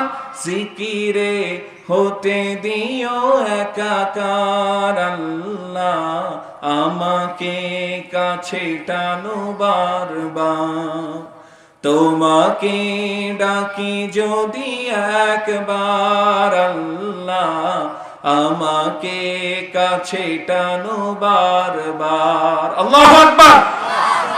আমার ভাইরা, এই জন্য অন্তর দিয়ে ঈমান আনতে হবে। রাসূল সাল্লাল্লাহু আলাইহি ওয়াসাল্লাম বলছেন, হাল তাদারুনা মাল ঈমানু বিল্লাহ। সাহাবীদেরকে বলছে, ও সাহাবীরা তোমরা কি জানো ঈমানটা কি? সাহাবীরা বলছে, আল্লাহ এবং আল্লাহর রাসূল উত্তম জানেন। আল্লাহর নবী বলছে, শাহাদাতু আল্লা ইলাহা ইল্লাল্লাহ ওয়াহদাহু লা শারীকা লাহু ওয়া আন্না মুহাম্মাদার রাসূলুল্লাহ। কেউ যদি আল্লাহকে আল্লাহ বলে স্বীকার করে নেয়, এক বলে স্বীকার করে নেয়, কেউ যদি আল্লাহকে রব মেনে নেয় আর আল্লাহর বার্তাবাহক হিসাবে আমাকে মেনে নেয়, তারাই ঈমানদার। বলেন না সুবহানাল্লাহ। আমরা তো আল্লাহকে আল্লাহ বলে স্বীকার করি, বলেন ঠিক কিনা? আমরা তো রাসূলকে আল্লাহর বার্তাবাহক স্বীকার করি, বলেন ঠিক কিনা? আমার ভাইরা, এইবার একটু আপনাদের খেয়াল করাই, গভীর মনোযোগ মুসলমান। ঈমানদারের দুইটা পর্যায় রয়েছে। আরবরাও কিন্তু ঈমানদার ছিল, তারাও কিন্তু আল্লাহকে আল্লাহ বলে স্বীকার করত, তারা কিন্তু আল্লাহকে সৃষ্টিকর্তা হিসাবে মানত। কোরআন এবং হাদিস থেকে আমরা পাই ঈমানের দুইটি পর্যায় রয়েছে। একটা হচ্ছে রব হিসাবে আল্লাহকে মানা। কি হিসাবে আল্লাহকে মানা? রব হিসাবে আল্লাহকে মানা, আল্লাহকে আল্লাহ বলে স্বীকার করা, এটাকে বলা হয় তাওহীদুর রুবুবিয়্যাত। আর আরেকটা হচ্ছে ইলাহ হিসাবে আল্লাহকে মানা, ইবাদত পাওয়ার একমাত্র যোগ্য যিনি, চিৎকার করে বলেন না কে তিনি? এইবার আরবের কাফেররা আল্লাহকে আল্লাহ বলে প্রথমটা স্বীকার করত, কিন্তু তারা এইটা মানতে অস্বীকার করত যে আল্লাহ যে শুধুমাত্র ইবাদত পাওয়ার হকদার তা নয়, ছাড়া কোনো উপায় নাই, এর মাধ্যম দিয়ে আল্লাহকে পেতে হবে। এটা অনেকেই ভাবে, অনেকের টেন্ডেন্সি। এইবার দেখেন, আমরা আল্লাহকে আল্লাহ বলে স্বীকার করেছি, ঈমান এনেছি, মৃত্যুর পরের জগৎটা সম্পর্কে আমরা বিশ্বাস করেছি, কবরের জগৎ সম্পর্কে বিশ্বাস করেছি কি করি না?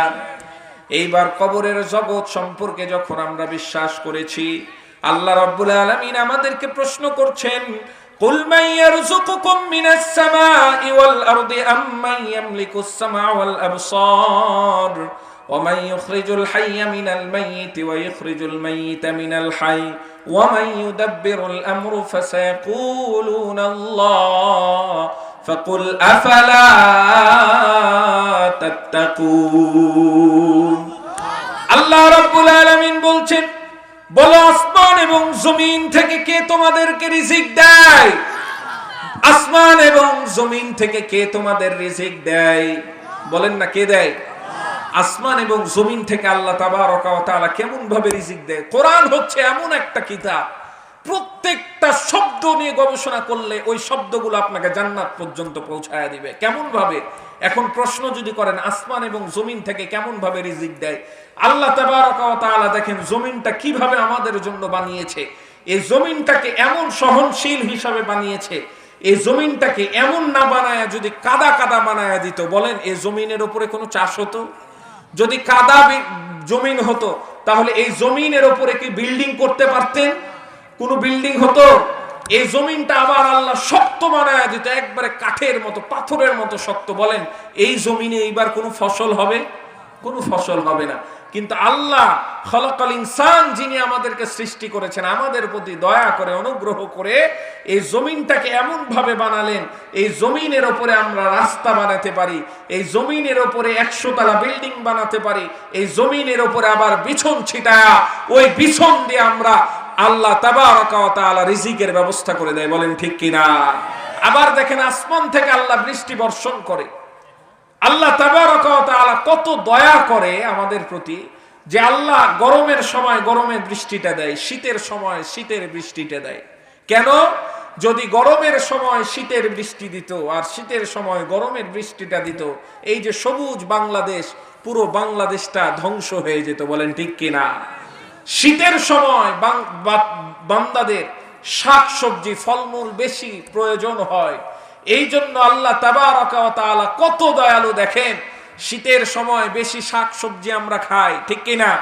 এই শাকসবজিগুলোকে আল্লাহ সারা রাত কুয়াশাকারে বৃষ্টি বর্ষণ করে, যাতে করে সকালবেলা উঠে বান্দা একেবারে ফ্রেশ তাজা তাজা শাকসবজি যেন সকালবেলা পেয়ে যায়। বলেন না সুবহানাল্লাহ।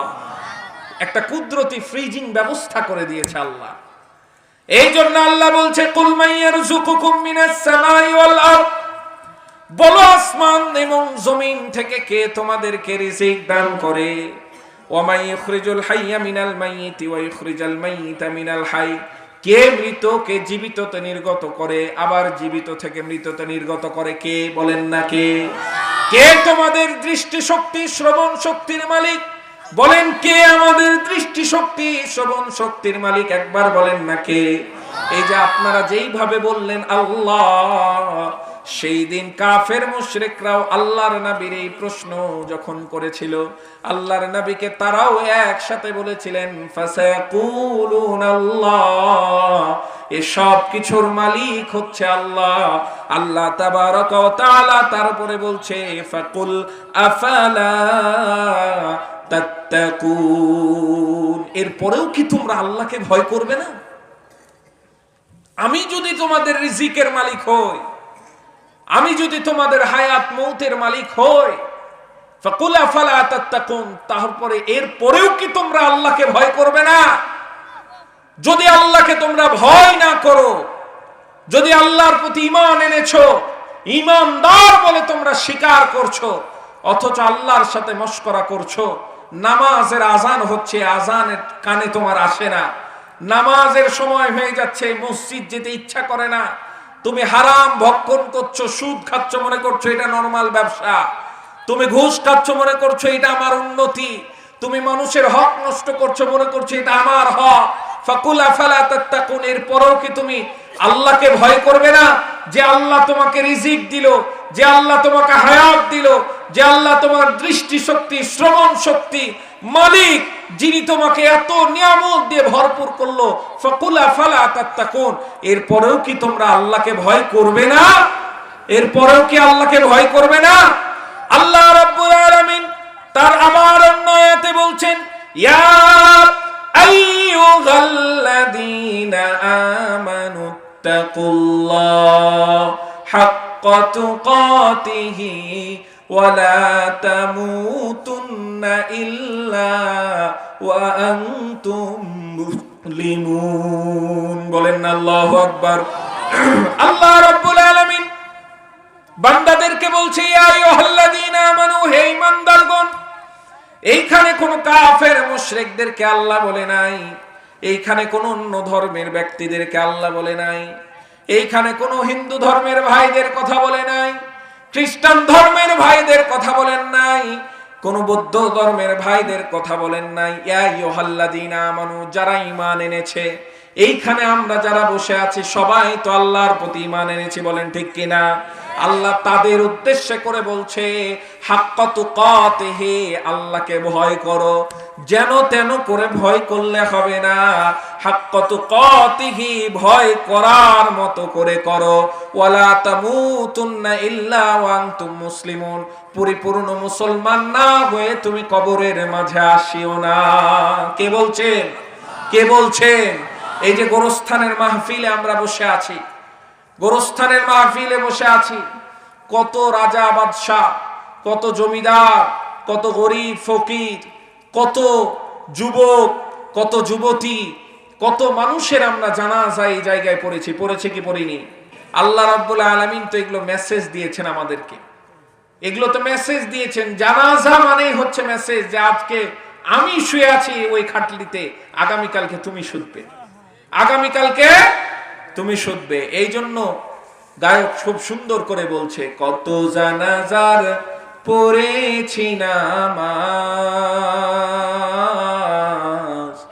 দিয়েছি কত দাফন, কত জানাজার পড়েছি নামাজ, দিয়েছি কত দাফন, কোথায় যেন আছে আমারও তৈরি সাদা কাফন, জানাজার পড়েছি নামাজ, দিয়েছি কত দাফন। ঠিক কিনা? আল্লাহ রাব্বুল আলামিন এই জানাজাগুলোতে আমাদেরকে মেসেজ দেয়, ও বান্দা, আজকে তোমার বাবা শুয়ে আছে, কালকে তোমাকে আসতে হবে, আজকে তোমার বন্ধু শুয়ে আছে, কালকে তোমাকে আসতে হবে। আল্লাহ বিভিন্ন ভাবে আমাদেরকে মেসেজ দেয়। গাছের পাতার দিকে বান্দা একবার চেয়ে দেখো, এই গাছের পাতাটা সবুজ থেকে কিভাবে শুকায় ঝরে পড়ে যাচ্ছে। ও বান্দা, গাছের পাতাগুলো যেমন ঝরে পড়ে যায়, পৃথিবীর জমিন থেকে তুমিও ঝরে পড়ে যাবা। ও বান্দা, সাবধান হয়ে যাও, তোমার দাড়ি পাকতে শুরু করেছে, তুমি সুদ ছাড়তে পারছো না, তোমার দাড়ি পাকতে শুরু করেছে, তুমি মিথ্যা বলা ছাড়তে পারছো না, তোমার দাড়ি চুল পাকতে শুরু করেছে, তুমি হারাম ভক্ষণ করা ছাড়তে পারছো না। ও বান্দা, দাড়ি পাকা চুল পাকা মানে কি? দাড়ি পাকা চুল পাকা মানে হচ্ছে শরীরের একটা অংশ অলরেডি আমাদের মৃত্যু শুরু হয়ে গেছে, বলেন ঠিক কিনা? শরীরের একটা অংশ আমাদের মৃত্যু শুরু হয়ে গেছে। আল্লাহর নবীর সাহাবী আবু বকর রাদিয়াল্লাহু তাআলা আনহু, জালিলুল কদর সাহাবী, আল্লাহর রাসূলের হিজরতের সাহাবী, যেই সাহাবীর কথা রাসূল সাল্লাল্লাহু আলাইহি ওয়াসাল্লাম বলেছেন, হিজরতের রাতের কথা রাসূল বলছেন, ওই একটি রাতের আবু বকরের আমল আর সারা পৃথিবীর মানুষের আমল এক পাল্লায় করলে আবু বকরের এক রাতের আমলের সমপরিমাণ হবে না, বলেন না সুবহানাল্লাহ। এই আবু বকর যাকে আল্লাহ তাবারাক ওয়া তাআলা দুনিয়াতে জান্নাতের সার্টিফিকেট দিয়েছিল, আমার ভাইরা, ওই আবু বকরের পায়ের ধুলার সমানও আমাদের দাম নাই। তার 100 ভাগের 1 ভাগও আমরা ইবাদত বন্দেগী করতে পারি না। অথচ ওই আবু বকর রাদিয়াল্লাহু তাআলা আনহু গাছের আড়ালে চলে যেতেন, আড়ালে যে গাছের উপরে পাড়ি দিয়ে দিয়ে বলতেন, ইয়া লাইতানি কুনতু ওয়ারাকা। ও আবু কুহাফার সন্তান, ও আবু বকর, তুই কেন মানুষ হইলি, তুই কেন গাছ হইলি না রে? তুই আল্লাহর কাছে কি জবাব দিবি? আল্লাহ যদি তোকে ধরে নেয়, আল্লাহর কাছে তুই কি জবাব দিবি? এখন আমার ভাইয়েরা, আপনাদের কাছে প্রশ্ন, নিজের কাছে প্রশ্ন। যাকে আল্লাহ রাব্বুল আলামিন দুনিয়াতে জান্নাতের সার্টিফিকেট দিয়েছে, যাকে আল্লাহ তাবারাকা ওয়া তাআলা এত মর্যাদা দিয়েছে, যিনি হচ্ছে আশারায়ে মুবাশশারার অন্যতম একজন সদস্য, সেই যদি এই কথা বলে, সেই যদি কবরের জন্য কান্না করে, তাহলে আমাদেরকে কে গ্যারান্টি দিল যে কবরে আমাদের আযাব হবে না? কে গ্যারান্টি দিল কিয়ামতে আমাদের হিসাব হবে না? কে আমাদেরকে এমন গ্যারান্টি দিল যে আমরা নিশ্চিন্ত হয়ে বসে আছি? বলেন, কে গ্যারান্টি দিল? কোনো গ্যারান্টি আছে? কে আমাদেরকে এত গ্যারান্টি দিল যে সারা রাত মোবাইলের মধ্যে আমি আমার সময় নষ্ট করে ফেলছি? আমার যুবক ভাইরা, যুবক ভাইদের 12 ঘন্টাই শুধু মোবাইলে যায়, নষ্ট হয়ে যায়। বলেন ঠিক কিনা? সারা রাত মোবাইলের মধ্যে ডুবে থেকে গুনাহ করতে করতে নিজের জীবনটাকে শেষ করে ফেলেছি। ও যুবক ভাইরা, আপনাদের কাছে আমার একটা আকুল আবেদন, হাসপাতাল চলে যাবেন, সদর হাসপাতালে যে মৃত্যুর রেজিস্টারটা চেক করবেন, মৃত্যুর খাতাটা চেক করবেন। ওই জায়গায় 80% নাম পাবেন, 80% নাম পাবেন যুবকদের, বৃদ্ধদের না। আজকে আমরা জানাজা যতগুলো পড়ি, 40 বছর যাই না যাই মানুষ চলে যায়। এখন আর মুরব্বী হয় না। আগে যে গ্রামে মুরব্বী দেখতে পেতাম, 100 বছর, 80 বছর, 90 বছরের মুসল্লিগুলো মসজিদে পেতাম, এখন আর পাওয়া যায় না। কারণ যে মানুষ 50 বছর আগে, 50 বছর যাওয়ার আগেই সে দুনিয়া ছেড়ে চলে যায়। বলেন ঠিক কিনা? এখন আমরা আমাদের যুবক ভাইরা মোবাইল টিপতে টিপতে কারো 30 বছর গেছে, মোবাইলের পিছনে কারো 20 বছর চলে গেছে। যদি 30 বছর আপনার চলে যায়, বাঁচবেন তো যদি দুনিয়ার হিসাব করি আর মাত্র 20 বছর। এই 20 বছরে আপনি কবে আল্লাহর ইবাদত বন্দেগী করবেন? যখন দেখবেন জীবনের শেষ লগ্নে চলে এসেছেন, দাড়িগুলো পেকে গেছে, চামড়াগুলো ভাঁজ হয়ে গেছে, গায়ে আর আগের মতো শক্তি নাই, তখন একবার চিন্তা করবেন, আহারে, জীবনে তো অনেক অর্থ করি কামাইলাম, জীবনে তো অনেক গুনাহ করলাম, জীবনে তো অনেক এনজয় করলাম, জীবনটাকে তো নষ্ট করলাম, কিন্তু ইবাদত কিছুই হলো না। ইবাদতের খাতা শূন্য হয়ে গেল। আজকেই যদি মালাকুল মাউত আসে তাহলে কি হবে? একবার খেয়াল করেন। যুবক ভাইদের উদ্দেশ্যে বলি, ভাই, দুনিয়ার এই সুন্দরীগুলো সুন্দরী না। আল্লাহ তাবারাকা ওয়া তাআলা যুবকদের ইবাদত সবচেয়ে বেশি পছন্দ করেন। কিয়ামতের ময়দানে আরশে আজিমের নিচে 7 শ্রেণীর মানুষ জায়গা পাবে। কয় শ্রেণীর? তাদের মধ্যে সবচেয়ে দামি হবেন যুবকরা। আল্লাহর কাছে যুবকদের ইবাদত খুব বেশি প্রিয়। যখন কোনো যুবক নিজের সুন্দরী বিবি ছেড়ে, আরামের বিছানা ছেড়ে রাতের বেলা উঠে, তাহাজ্জুদে উঠে কাঁদতে থাকে, আল্লাহ আমাকে মাফ করে দাও, আল্লাহ জীবনে অপরাধগুলো করেছে আমাকে মাফ করে দাও, আল্লাহর আরশ খুশি হয়ে যায়। আল্লাহ তখন ফেরেশতাদেরকে ডেকে ডেকে দেখায়, ও আমার ফেরেশতারা, এত সুন্দর বিবি আছে, এত সুন্দর বিছানা আছে, ঘুমার এত সুন্দর জায়গা আছে, সব ছেড়ে পাগল আমার কাছে মাফ চাই। তোমরা তো বলেছিলে এই মানুষগুলো দুনিয়ায় যে ফিতনা ফাসাদ সৃষ্টি করবে, আজকে দেখো না, রাতের অন্ধকারে তাহাজ্জুদের নামাজে শুধুমাত্র দুনিয়ার কাউকে দেখানোর জন্য না, আমার কাছে নিজের সমস্ত কিছু উজাড় করে দিয়ে মাফ চাইছে। ও যুবক, আল্লাহ তাবারাকা ওয়া তাআলার আরশ খুশি হয়ে যায় এই ইবাদতে খুশি হয়ে যায়। কিন্তু এই মূল্যবান সময়গুলো আমরা বুঝতে পারছি না, মূল্যবান সময়গুলো বুঝতে পারছি না। হারাম রিলেশনে আমরা জড়ায় গিয়েছি। হারাম রিলেশন করে কেউ শান্তিতে নাই, কেউ শান্তিতে নাই। হারাম রিলেশন করে বৈধ রিলেশন করতে হবে। বাবাদের উদ্দেশ্যে আমার আকুল আবেদন, সন্তানের যখন বয়স হয়েছে দ্রুত বিয়ে দিয়ে দেন, ঠিক কিনা? দ্রুত বিয়ে দেন, তাদেরকে গুনাহ থেকে হেফাজতে রাখেন। মেয়ের বয়স হয়েছে দ্রুত বিয়ে দিয়ে দেন। আমাদের ঘোড়ার ডিমের একটা আইন যে মেয়ের 18 বছর আগে বিয়ে দেওয়া যাবে না। আর সুশীল সমাজরা বলে, সুশীল সমাজরা 18 বছরের আগে 17 বছরে বিয়ে দিলে সুশীল সমাজরা আমাদেরকে বলে যে আহারে বাচ্চাটার বিয়ে দিলেও তার ভবিষ্যৎ নষ্ট করে দিল, অথচ ক্লাস 6-এর একটা বাচ্চা ঢাকা থেকে এসে পালায়া যায়, ঢাকা থেকে পালিয়ে নওগাঁতে আসে, তার বয়স মাত্র 11। তাকে যখন জিজ্ঞাসা করা হয় কতদিনের রিলেশন, বলছে 2 বছরের রিলেশন চলছে। বলেন ঠিক কিনা? আর আপনি তাকে বাচ্চা বলেন, অথচ সারা পৃথিবী তার ঘোরা হয়ে গেছে। আপনার মেয়েটাকে আপনি ঘরের মধ্যে রেখে দিয়েছেন, মনে করছেন আমার মেয়ে তো খুব ভালো, আর একটা শয়তানের বাক্স আপনি তার হাতে তুলে দিয়েছেন।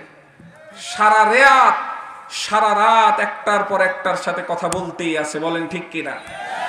একটার পর একটার সাথে কথা বলতেই আছে। যখন দেখবেন এমন একটা অবস্থা আসবে, এই জন্য মেয়েদেরকে পর্দা করাতে হবে। মেয়েদের হাতে ফোন দেওয়া যাবে না, মেয়েদের হাতে ফোন দেওয়া, স্কুলে যাওয়া আসার সময় তাকে বুঝাতে হবে, কোরআন পড়াতে হবে, হাদিস পড়াতে হবে, তাকে আয়েশা রাদিয়াল্লাহু তাআলা আনহার জীবনী পড়াতে হবে, ফাতেমাতুজ জোহরার জীবনী পড়াতে হবে, খাদিজাতুল কুবরার জীবনীগুলো পড়াতে হবে, তাকে উম্মুল মুমিনাদের জীবনীগুলো পড়াতে হবে, তাহলে তার জীবনগুলো তেমন হবে। কিন্তু আফসোস, মেয়ে যখন পালায়া যায় অন্য জনের সাথে, তখন আমরা বলি তুই মানুষ হলি না, বাবারা তাকে দোষারোপ করি। কিন্তু আমি বাবা হয়ে আমার নিজের দায়িত্বটাও তো পালন করলাম না, বাচ্চাকে তো কোরআন শিখাইলাম না, হাদিস শিখাইলাম না। এখন শেষ বয়সে এসে আপনি আশা করছেন যে আমার বাচ্চা কোরআন হাদিস মতো জীবন গড়ুক, হবে এটা? একটা গাছ যখন ছোট থাকে ওই অবস্থা থেকেই তাকে মানুষ করতে হবে। ওই অবস্থা থেকে গাছটা যদি বেঁকা হয়ে যায়, বড় হওয়ার পর আপনি যতই লাঠি দেন আর কোনো কাজ হবে? ছোট বাচ্চা কিভাবে মানুষ করবেন? সূরাতুল লোকমান পড়বেন। কিভাবে ছোট বাচ্চা মানুষ করতে হবে? সূরাতুল লোকমান পড়বেন, আপনারা পেয়ে যাবেন। সূরাতুল হুজরাত পড়বেন। কিন্তু আফসোস, আমরা তো মুসলমান, কিন্তু কোরআনটাই খুলে দেখলাম না। এই জন্য আমাদেরকে বেশি বেশি কোরআন পড়া দরকার। বলেন ঠিক কিনা? তাহলে যুবক ভাইরা, হারাম রিলেশন থেকে বের হয়ে আসতে হবে। হারাম রিলেশন থেকে বের হয়ে আসতে হবে। হারাম রিলেশন যারা করেছি, আজকেই বাড়ি যাব, দিয়ে বলবো তোমার সাথে সব কাটতিল, আজকের পর থেকে তোমার সাথে আর কোনো কথা হবে? কষ্ট পাচ্ছেন নাকি যুবক ভাইরা? কষ্ট পাচ্ছেন? বাবারা কষ্ট পাচ্ছেন? খারাপ কথা কি বললাম? আমাদের সমাজ কিন্তু এখন দেখেন ব্যাধি। এই যে 14 ফেব্রুয়ারি গেল, বিশ্ব লুচ্চা দিবস গেল। পার্কে যে চিপাই যে ঝোপ ঝাড়ে যে কুসরের ভুঁই আর ধনচার ভুঁই, এগুলোতে যে দেখবেন দোকানে পিল আর এই সেই বিক্রির একবারে লাইন ধরে যায়। বলেন ঠিক কিনা? 11 বয়সের বাচ্চা পিল খায়। বলেন না নাউজুবিল্লাহ। এই জন্য আজকের মেয়েরা বন্ধা হয়ে যাচ্ছে। আজকে মেয়েদের বন্ধা হওয়ার অন্যতম কারণ হচ্ছে তারা বাচ্চা প্রতিরোধ করার পাওয়ারফুল ওষুধ খায়, অবৈধ রিলেশনে জড়ায়। মা বোনদের উদ্দেশ্যে বলছি, খুব খেয়াল করে শুনেন। নিজের বাচ্চা যখন পেটে আসবে না, এটা কত বড় আপনার জন্য আযাব। যার বাচ্চা হয় না সে শুধুমাত্র জানে। একটা বাচ্চার জন্য এই দুয়ার আর ওই দুয়ার যায়, একটা বাচ্চার জন্য কত জনের কাছে যায়, কত কোটি কোটি লাখ লাখ টাকা খরচ করে দেয় একটা বাচ্চার জন্য। কিন্তু আপনি আমার মায়েরা, আমার বোনেরা, হারাম রিলেশন করেছেন, ফিজিক্যাল রিলেশন করেছেন, জেনা করেছেন, বাচ্চা যেন না হয় এই জন্য আপনি ঔষধ খেয়ে নিয়েছেন। এই ঔষধ এত পাওয়ারফুল যে আপনার বাচ্চা হওয়ার যে যন্ত্র, এই যন্ত্রটাকে অকেজো করে দেয়। বাচ্চা হওয়ার যন্ত্রটাকে একেবারে অকেজো করে দেয়। খুব মারাত্মক ভয়াবহ তথ্য আছে আমার কাছে, অনেক কিছু। ফার্মেসিতে উঠা বসা হয়, ফার্মেসির দোকানগুলোতে কোন ওষুধগুলো বিক্রি হয়, একটু ফার্মেসির দোকানদারের সাথে কথা বলবেন, কোন ওষুধগুলো বিক্রি হয়। এই জন্য খুব সাবধান থাকতে হবে। নিজের ভবিষ্যৎ নষ্ট করা যাবে না, নিজের ইজ্জত কারো হাতে বিলিয়ে দেওয়া যাবে না। আপনার ইজ্জতের দাম কোটি কোটি টাকা, সারা পৃথিবীর দাম একদিকে আর আপনার ইজ্জতের দাম একদিকে। এই জন্য কোনো যুবকের হাতে, কোনো টাউট বাপ্তারের হাতে, কোনো লুচ্চার হাতে আপনাদের ইজ্জত তুলে দিবেন না। বলেন ঠিক কিনা? আবার আমাদের মা বোনদের দেখি, তাদের আবার রুচির দুর্ভিক্ষ। বলেন ঠিক কিনা? আল্লাহ তাবারাকা ওয়া তাআলা আমাদের হেফাজত করুক, সকলে বলে আমিন। তো আমি যেইখানে ছিলাম, আল্লাহ বললেন, ইয়া আইয়ুহাল্লাযীনা আমানুত্তাকুল্লাহ হাক্কা তুকাতিহি ওয়া লা তামুতুন্না ইল্লা ওয়া আনতুম মুসলিমুন। ও ঈমানদারেরা, তোমরা আল্লাহকে ভয় করো, হাক্কা তুকাতিহি, ভয় করার মতো করে করো, ওয়ালা তামুতুন্না ইল্লা ওয়া আনতুম মুসলিমুন, যেন তেন করে ভয় করলে হবে না। তুমি আল্লাহকে বলছো যে মুখে আমি ভয় করছি, হারাম রিলেশনে আছো। তুমি বলছো আমি আল্লাহকে ভয় করি, জিনা করছো। তুমি বলছো আমি আল্লাহকে ভয় করি, ব্যভিচার করছো, সুদ খাচ্ছো, ঘুষ খাচ্ছো। এটা আল্লাহকে ভয় করা না, এটা আল্লাহর সাথে মশকরা করা। বলেন ঠিক কিনা?